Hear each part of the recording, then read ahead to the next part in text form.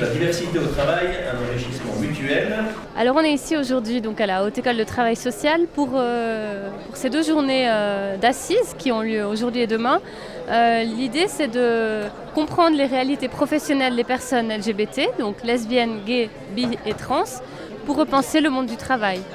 Les raisons pour lesquelles on a monté ces journées, c'est que les personnes LGBT font face à de nombreuses discriminations et difficultés dans le monde professionnel suisse.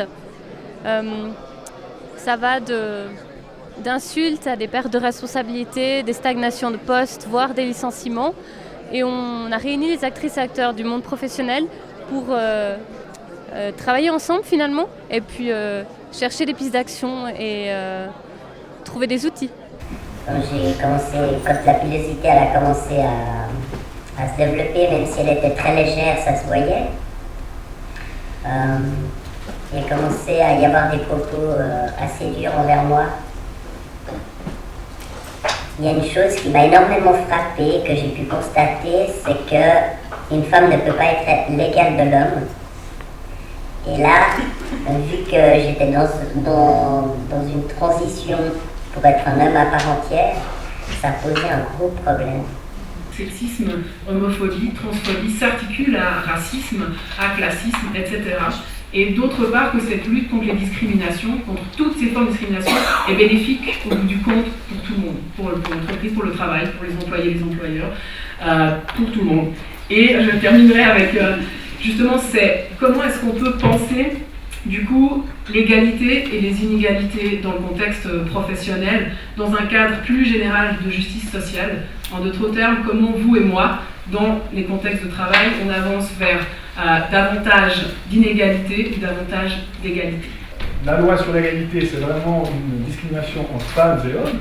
Eh bien, une personne, un homme devenu femme, par exemple, a cette identité de femme et donc pourra, bien sûr, se prévaloir d'une discrimination par rapport aux hommes. Donc, par rapport pour une fois, juridiquement en tout cas, les personnes transsexuelles ont un droit un peu plus sûr que les personnes homosexuelles. C'est des intervenants qui ont finalement un parcours professionnel assez varié. L'idée c'était de bien réunir ces spécificités pour mieux repenser en fait le monde du travail. Évidemment l'idée c'est d'amener les milieux professionnels présents aujourd'hui à finalement réfléchir à ces enjeux et à appliquer les pistes d'action qui correspondent le mieux à leur milieu professionnel.